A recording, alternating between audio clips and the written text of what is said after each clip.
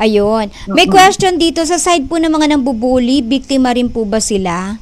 O kasi yung possibility kasi kaya nga sila Yeah. nambubuli. Di ba no, Agree ako Doktora? dyan.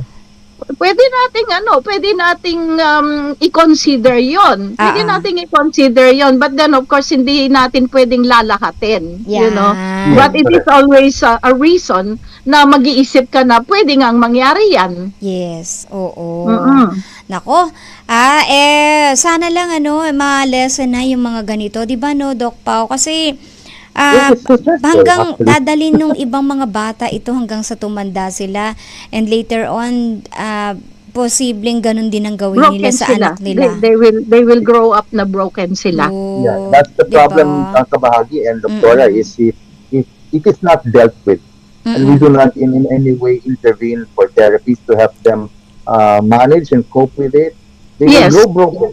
And it is stressful that way. In fact, it will manifest even in their physiology or their immune system or their energy levels, no? Oo. Or even their Right. physique. So, with a lot of stress that's transpiring, perhaps that person can later on have metabolic syndrome or problems. Kasi cortisol will be high. Yes. May chronic inflammation. So, kawawa naman. As I would say to patients, hindi po naman lahat ng genes na inherit natin, o let's say sakit, magiging ganun tayo. Pero kung yan ay paulit-ulit na trigger, it can switch on those genes that can lead on Correct. CA, heart attack, stroke, Oo. diabetes, hypertension.